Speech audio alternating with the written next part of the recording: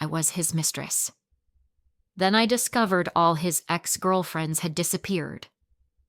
The phone call that changed everything came at 2:47 a.m. on a Tuesday. A woman's voice shaking with terror. "Are you dating Marcus Chen? You need to get out, now, before you become another missing person case."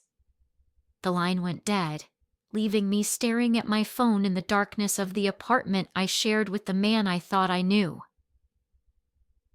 But I'm getting ahead of myself. Let me tell you how I ended up in the most dangerous game of cat and mouse of my life, and how I'm probably the only woman who survived Marcus Chen. Please subscribe and hit that notification bell, because this story gets darker than you can imagine. My name is Sarah, and 18 months ago, I was a 32-year-old marketing director living what I thought was a perfectly ordinary life in Portland, Oregon. I had a decent apartment, a steady job, and absolutely no idea I was about to become entangled with someone who collected women like trophies and made them disappear when he was done playing. Marcus swept into my life at a corporate networking event downtown. Tall, impeccably dressed, with that kind of confident smile that made you feel like you were the only person in the room. He introduced himself as a real estate investor, handed me a business card with an expensive matte finish, and within 30 minutes had me laughing harder than I had in months. "I have to be honest," he said over our second glass of wine that night. "I'm not completely available. I'm in the process of ending a long-term relationship, but it's complicated." I should have walked away right then. But Marcus had this way of making you feel special. Chosen. He explained that his girlfriend of 3 years, Elena, was unstable and possessive. He was trying to end things gradually to avoid her having what he called another breakdown. "She's threatened suicide before when I've tried to leave," he said, his dark eyes filled with what looked like genuine concern. "I can't have that on my conscience." So I became his secret, his escape from a supposedly toxic relationship. We met twice a week at expensive hotels, went on weekend trips to coastal towns where no one would recognize us, and slowly, I fell completely under his spell. Marcus was everything my ex-husband hadn't been: attentive, generous, passionate. He remembered every detail I shared about my life, sent flowers to my office with handwritten notes, and made me feel like I was living in a romantic movie. For 6 months, I was blissfully happy in our bubble of secrecy. The first red flag. The cracks started showing when I decided to do some light social media stalking. I know, never a good idea. But I was curious about Elena, this woman who was supposedly keeping the man I was falling in love with trapped in an unhappy relationship. Marcus had told me Elena didn't use social media much, that she was very private and paranoid about online presence. But when I searched her name, Elena Rodriguez, along with his, I found something strange. Nothing. Absolutely nothing. No Facebook profile, no Instagram, no LinkedIn, no digital footprint whatsoever for someone who was supposedly 28 years old and worked in graphic design. In 2023, that was almost impossible unless you were actively trying to stay hidden. I tried different spellings, added Portland to the search, even tried image searches with Marcus's photo to see if she appeared in any pictures with him. Nothing. "That's weird," I mentioned casually during one of our hotel dinners. "I couldn't find Elena online anywhere." Marcus barely looked up from his salmon. "I told you, she's paranoid about that stuff. Had some bad experiences with an ex who was stalking her online. She goes by a different name on social media now." It was a reasonable explanation. But something in his tone, too casual, too practiced, made me file it away in the growing folder of small inconsistencies I'd started noticing. The investigation begins. 3 weeks later, I was at Marcus's apartment for the first time. He'd claimed Elena was visiting her sick mother in California, giving us a rare opportunity to spend the night at his place instead of another sterile hotel room. The apartment was beautiful. A modern loft in the Pearl District with floor-to-ceiling windows and minimalist furniture. But as I wandered around while Marcus showered, I realized something unsettling. There was no evidence that a woman lived there. No feminine products in the bathroom, no women's clothing in the closet, no photos of Elena anywhere. The medicine cabinet contained only men's toiletries. Even the kitchen was suspiciously bachelor-like. One set of dishes, no decorative touches that suggested a woman's influence. When Marcus emerged from the shower, I was standing in his walk-in closet, staring at the empty section where Elena's clothes should have been. "She moved most of her stuff to her friend's place," he said smoothly, wrapping his arms around me from behind. "I told you, things have been tense. She's been staying there more often than here." But his body language had changed. Where moments before he'd been relaxed and playful, now there was a tension in his shoulders, a careful modulation in his voice. That night, I lay awake listening to him breathe beside me, my mind racing. Maybe Elena really was staying elsewhere. Maybe their relationship was ending exactly as he'd described. But a voice in my head, the same intuition that had saved me from bad situations before, was whispering that something was very, very wrong. The phone call that changed everything. I started paying attention differently after that night. Marcus's stories about Elena became less consistent. Sometimes she was an artist, sometimes a graphic designer. Once she was supposedly visiting her mother in California, another time her family was in Texas. Her age shifted between 26 and 29, depending on when he told the story. But I kept these observations to myself, playing the role of the trusting mistress while quietly cataloging the inconsistencies. Then came that 2:47 a.m. phone call that shattered my world. "Are you dating Marcus, Chen?" The woman's voice was strained, desperate. The real estate guy from Portland? I sat up in bed, my heart hammering. Marcus was in the bathroom, the shower running. "Who is this?" "Listen to me very carefully. I don't have much time. Marcus Chen is dangerous. All of his ex-girlfriends have disappeared. Elena Rodriguez, Jennifer Walsh, Amy Tran, Victoria Moss, they're all missing. The police won't listen because there's no evidence of foul play, but I know he's involved." My mouth went dry. "Who are you?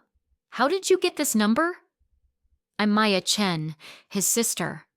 I've been trying to warn the women he dates, but he changes numbers frequently. I found your contact in his phone when I was at his apartment yesterday. You need to get out before—" The line went dead. I stared at my phone, my hands shaking. Marcus's sister? He'd never mentioned having a sister. In fact, he'd told me he was an only child, that his parents had died in a car accident when he was in college. The shower was still running. I had maybe 5 more minutes before he came back to bed. My mind raced through everything the woman, Maya, had said. Elena Rodriguez, Jennifer Walsh, Amy Tran, Victoria Moss. 4 women, all supposedly his ex-girlfriends, all missing. I quietly slipped out of bed and grabbed my phone, tiptoeing to his living room. With trembling fingers, I Googled each name along with "Missing Portland." Elena Rodriguez, missing since March 2022. Last seen leaving her apartment in Southeast Portland. Case still open. Jennifer Walsh, disappeared June 2021. Vanished after telling friends she was meeting her boyfriend. Never found. Amy Tran, missing since October 2020. Security footage showed her getting into a car matching the description of Marcus's BMW. Victoria Moss, disappeared January 2020. left behind her purse, phone, and medication she couldn't survive without. 4 women, 4 missing persons cases, all dating back through the years, spanning the exact period Marcus claimed to have been in his complicated relationship with Elena. The shower stopped running. I quickly deleted my search history and slipped back into bed, my mind reeling. Marcus emerged from the bathroom, toweling his hair, looking exactly like the man I'd fallen in love with. But now I was seeing him through different eyes. "You okay, babe? You look pale." I forced a smile. "Just tired. Long day at work." He climbed into bed beside me, pulling me close. The same arms that had made me feel safe now felt like a trap. As he kissed my forehead and whispered that he loved me, I realized I was lying next to someone who might have killed 4 women. And I had to pretend I knew nothing while I figured out how to escape. Playing the game. The next morning, I called in sick to work and drove straight to the downtown library.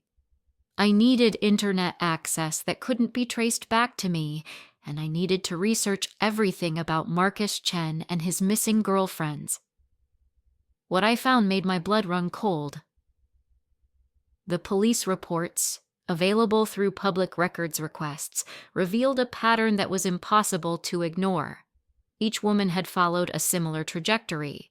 They'd met Marcus, become involved in what they believed was a secret relationship due to his complicated situation with another woman, and then gradually isolated themselves from friends and family. Elena Rodriguez had told her sister she was dating someone who needed discretion. Jennifer Walsh had confided to her roommate about a man who was going through a difficult breakup. Amy Tran had started spending weekends away from her apartment, saying she was with her new boyfriend. Victoria Moss had withdrawn from her social circle, claiming she was taking time to focus on an important relationship. Each woman had exhibited the same pattern of behavior I was now recognizing in myself: increasing secrecy, declining social invitations, and gradual isolation. But the most chilling detail was in the police interviews with Marcus.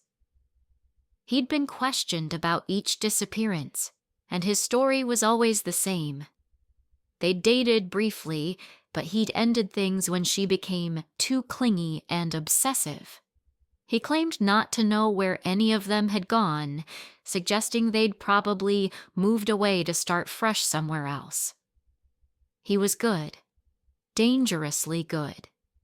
Each woman's disappearance looked like a personal choice rather than foul play. No signs of struggle, no evidence of violence, no clear connection between the cases except for him. And now I understood why Maya had called me. According to the public records, Marcus had no sister named Maya, but someone was clearly trying to warn his victims. Someone who knew enough about his pattern to identify his targets. I printed everything I found and drove home, my mind working furiously. I needed proof, real evidence that would connect Marcus to these disappearances. But I also needed to be incredibly careful. If he suspected I knew, I might become victim number 5. Gathering evidence. The hardest part was acting normal. For the next 2 weeks, I maintained our usual routine: dinner dates, hotel meetings, text message exchanges, but every interaction felt like a performance. Every kiss felt like a betrayal of the women who'd disappeared. Marcus seemed to sense something had changed. "You've been distant lately," he observed during one of our dinners. "Everything okay?" "Just work stress," I lied, forcing myself to reach across the table and take his hand. "The Henderson account is killing me."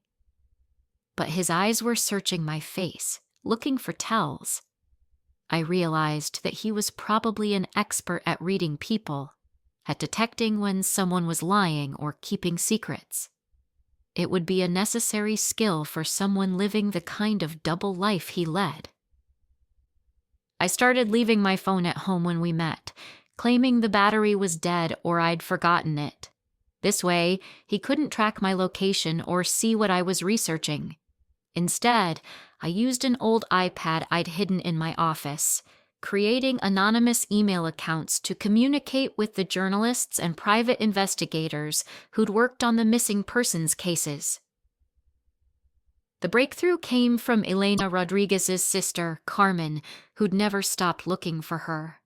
When I reached out through an encrypted email account, she agreed to meet me at a coffee shop in Beaverton, far from anywhere Marcus might see us.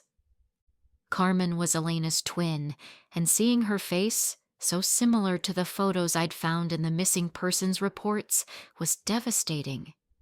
She'd been searching for Elena for almost 2 years, following every lead, pressuring police to investigate further. Elena never would have just disappeared, Carmen insisted, her hands wrapped around her coffee cup like it was an anchor. She was planning to go back to school, had just signed a lease on a new apartment. She was excited about her life. What did she tell you about Marcus? Carmen's expression darkened. At first, she was head over heels. Said she'd met this amazing man who was everything she'd been looking for. But then she started getting secretive. Wouldn't introduce him to family, always had excuses for why we couldn't meet him. Did she ever seem scared of him? Not scared exactly, but controlled. She started dressing differently, wearing more makeup, spending money she didn't have on expensive clothes, like she was trying to become someone else to please him. Carmen pulled out her phone and showed me text messages from Elena's final weeks. The progression was heartbreaking. From excitement about her new relationship, to increasing anxiety about pleasing Marcus, to finally desperate messages about feeling trapped and confused. The last text Elena had sent her sister was chilling. I think I made a terrible mistake. If something happens to me, look into Marcus. He's not who he pretends to be. Carmen had given this information to the police, but they'd focused on Elena's history of depression and anxiety, suggesting she might have harmed herself or simply chosen to start over somewhere new. They wouldn't listen, Carmen said, tears streaming down her face. They said there was no evidence of foul play, that Elena was an adult who had the right to disappear if she wanted to. I handed Carmen a folder containing everything I'd compiled about Marcus and the other missing women. There are 4 others, I said quietly. Maybe together, we can make them listen. The trap. Armed with Carmen's information and my own growing collection of evidence, I made contact with Maya, the woman who'd called to warn me. It took weeks to track her down, but I finally found her through a private investigator who specialized in missing persons cases. Maya wasn't Marcus's sister. She was Jennifer Walsh's best friend, and she'd been conducting her own investigation into her friend's disappearance. She'd managed to get close enough to Marcus to gather information about his current girlfriend, me, and had been systematically warning the women he dated. I've been tracking him for 2 years, Maya explained when we met at a park in southeast Portland. Jennifer's phone records showed she'd been in contact with him right before she disappeared.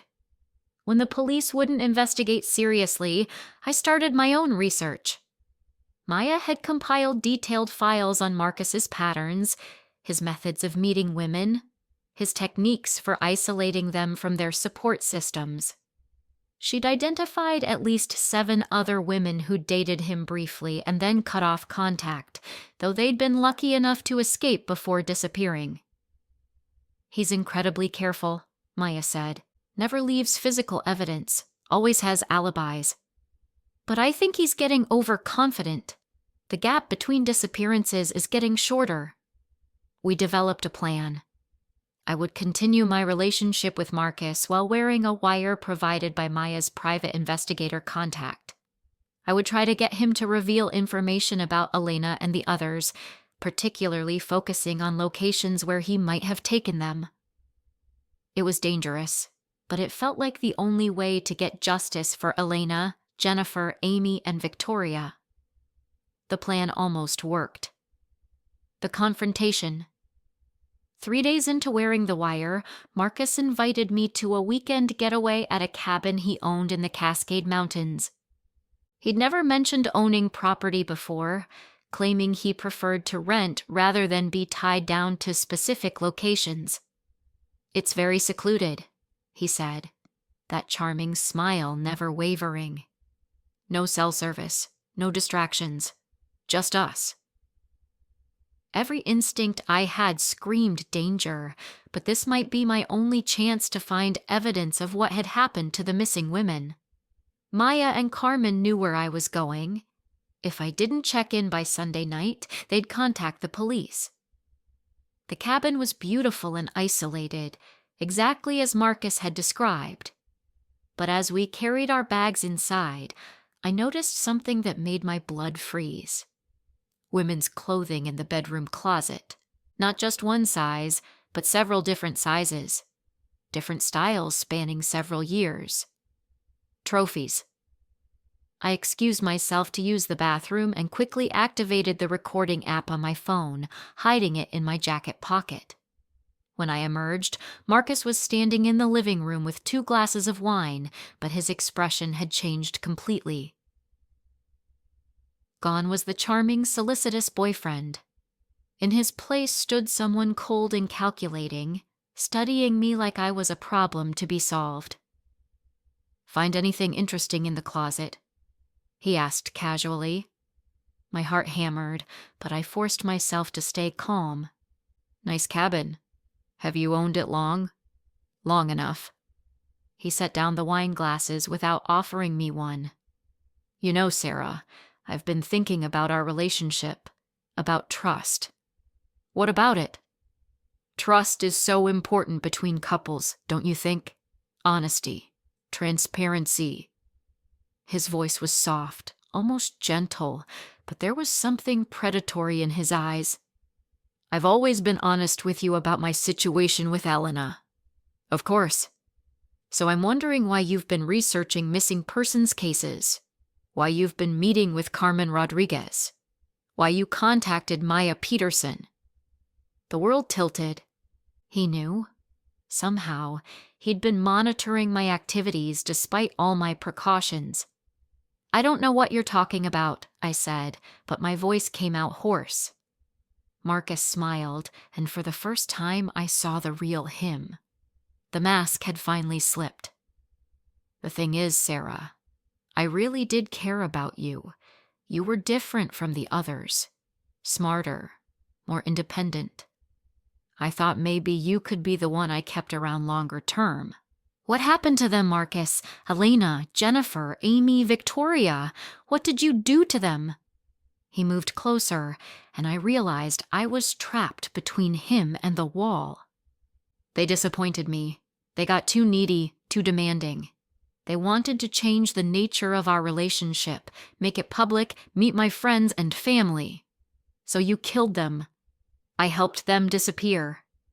His tone was conversational, like we were discussing the weather. "People disappear all the time, Sarah. They get overwhelmed by life, decide to start fresh somewhere new. It's actually quite common. Their families deserve to know what happened. Their families will move on, just like everyone else does. Grief fades. Life continues." I realized my phone was still recording, capturing his confession, but I also realized I might not survive to share it with anyone. "What about me, Marcus? Am I going to disappoint you too?" He reached out and touched my face, almost gently. "That's up to you, sweetheart. You can choose to be smart about this situation, or you can choose to be another tragic missing person case." That's when I saw it. The moment when he revealed too much, got too comfortable, made the mistake that would ultimately destroy him. "The thing is," he continued, "I've gotten very good at helping women disappear. There's a place not far from here where the ground is soft, where things decompose quickly and cleanly. Elena's there, along with the others. Very peaceful, really. The evidence. I managed to keep Marcus talking for another 20 minutes, getting him to reveal details about the location where he'd buried the bodies, his methods for cleaning up evidence, even his techniques for selecting victims. The entire confession was captured on my phone's recording app. But getting out alive required a different kind of strategy. "I understand," I said finally. "I understand why you had to do what you did. They didn't appreciate what they had with you." Marcus's expression shifted, becoming pleased, almost proud. "Exactly. You see it, don't you? The bigger picture." "I do, and I want to be different. I want to be what you need." For the next hour, I played the role of the devoted girlfriend who'd seen the error of her ways. I convinced him that I admired his control, his ability to make difficult decisions, his power over life and death. It was the performance of my lifetime, and it worked. Marcus relaxed, began treating me like a co-conspirator rather than a victim. He showed me around the cabin, pointing out renovations he'd made, security measures he'd installed. He even drove me to the edge of his property and pointed toward the area where he'd buried the bodies. "Someday, when you're ready, I'll show you the exact spot," he said, his arm around my shoulders. "It's important that you understand all aspects of our life together." That night, as he slept beside me, I uploaded the recording to a secure cloud server and sent copies to Maya, Carmen, and the FBI's Portland field office.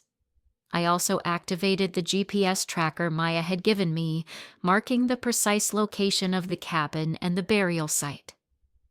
Then I waited for dawn, knowing that by sunrise, Marcus Chen's reign of terror would be over. Justice served.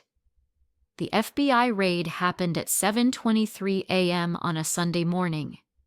I was making coffee when I heard the helicopters, saw the black SUVs racing up the mountain road toward Marcus's cabin. Marcus woke to the sound of agents announcing themselves at the front door. For just a moment, as he sat up in bed, he looked confused and vulnerable, almost human. Then understanding dawned, and his expression hardened into the cold mask I'd come to recognize. "You played me," he said quietly. "I learned from the best."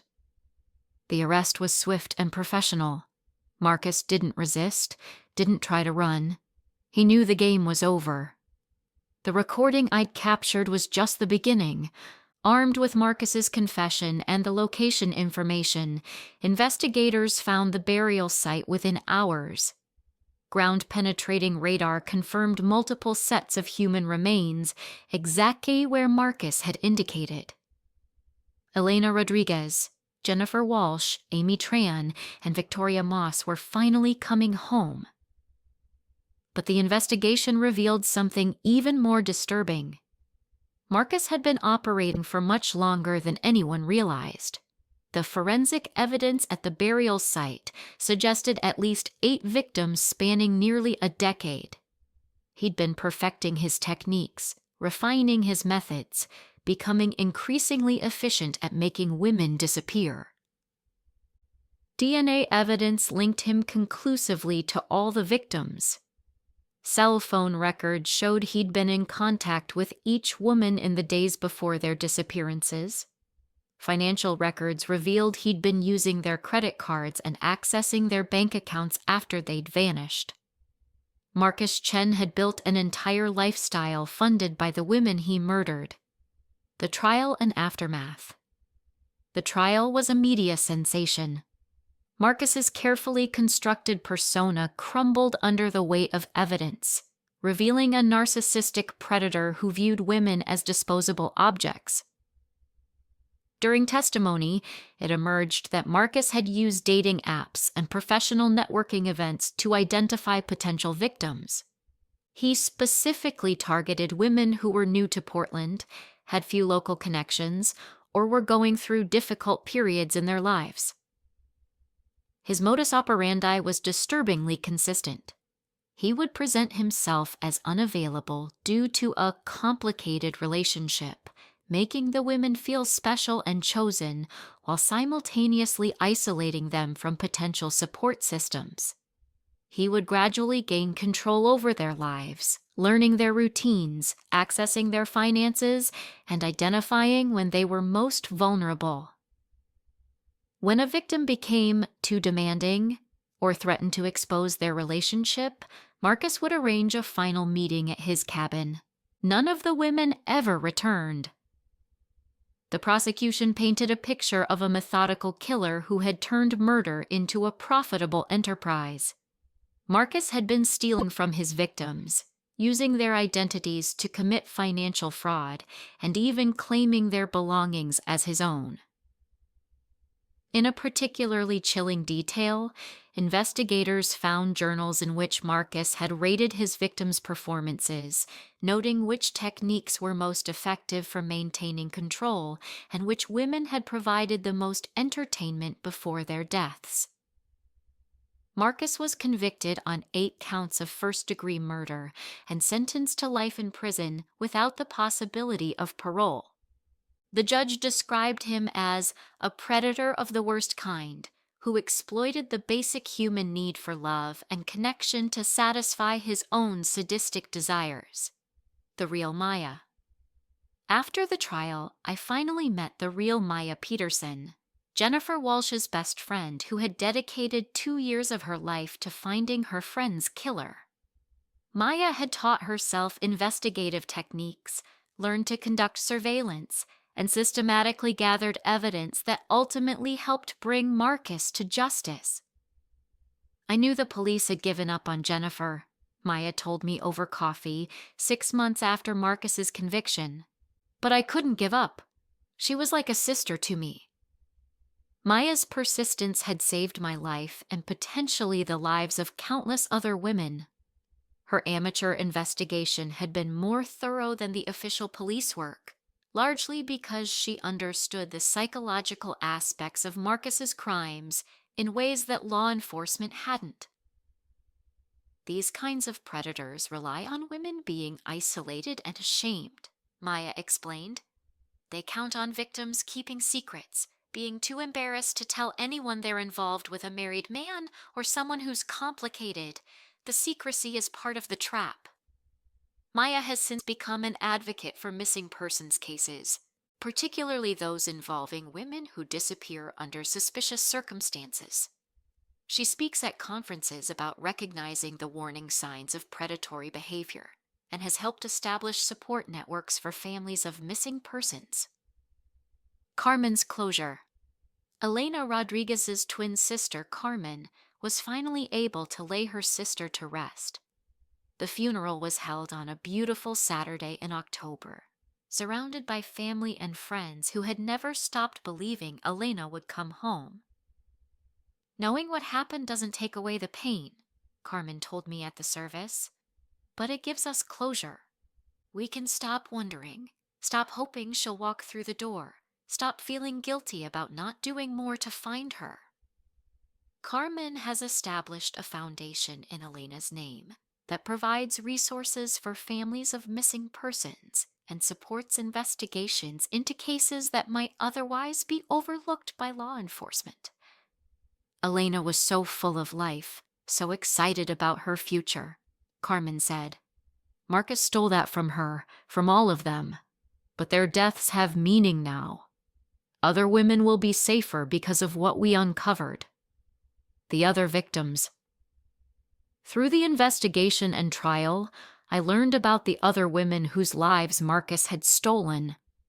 Jennifer Walsh was a 29-year-old nurse who had moved to Portland to start fresh after a difficult divorce. She was known for her kindness and her dedication to her patients. Jennifer had been planning to adopt a rescue dog when she disappeared. Amy Tran was a 31-year-old software developer who had been saving money to bring her parents from Vietnam to visit America for the first time. She was described by colleagues as brilliant and generous, always willing to help others solve complex problems. Victoria Moss was a 27-year-old teacher who had been working with underprivileged children in Portland's school system. She had recently been nominated for a Teaching Excellence Award and was beloved by her students and their families. Each woman had dreams, goals, people who loved them. Marcus had extinguished all of that for his own gratification and financial gain. The investigation also revealed that Marcus had been corresponding with other serial killers in prison, sharing techniques and discussing his crimes in disturbing detail. These communications helped law enforcement understand his psychological profile and identify potential copycat behaviors in other cases. Red flags I missed. Looking back, I can see dozens of warning signs that I overlooked or rationalized away. Marcus never introduced me to friends or family members. Every social interaction was carefully controlled and limited. He was always available when I needed him, which seemed romantic but actually suggested he didn't have genuine employment or other relationships. His stories about his past were vague and inconsistent. Details would change depending on when he told them. He showed an unusual interest in my daily routines, my work schedule, my living situation, information a caring boyfriend might want to know, but which he gathered with systematic thoroughness. He discouraged me from talking about our relationship with friends or family, framing it as protecting both of us rather than isolating me. He had expensive tastes that didn't match his claimed income level, and he was always eager to pay for things with cash rather than credit cards that could be traced. Most importantly, he made me feel like I needed to earn his love, like I was lucky to be chosen by him. Healthy relationships don't operate on that kind of power imbalance. Moving forward. 2 years later, I'm still processing everything that happened. I've been in therapy, working through the trauma of discovering I was in love with a serial killer and the guilt of surviving when 8 other women didn't. The hardest part is accepting that my survival was largely due to luck and timing. I was suspicious enough to investigate, connected enough to find help, and fortunate enough to escape before Marcus decided I was too much trouble to keep alive. I've changed my name and moved to a different state, but not because I'm afraid of Marcus. He'll never hurt anyone again. I moved because I wanted to reclaim my identity, to build a life that wasn't defined by being a serial killer's almost victim. I still date, though I'm much more cautious now. I trust my instincts when something feels off, and I'm not afraid to ask direct questions about inconsistencies in someone's story. I've learned that healthy relationships are built on transparency, not mystery and secrecy. I also work with law enforcement agencies, sharing my experience to help train officers who investigate missing persons cases. Too often, these cases are dismissed as women making impulsive life changes rather than potential crimes. The lesson. If there's one thing I want listeners to take away from my story, it's this: trust your instincts. If something feels wrong in a relationship, don't rationalize it away. If someone's story doesn't add up, don't make excuses for them.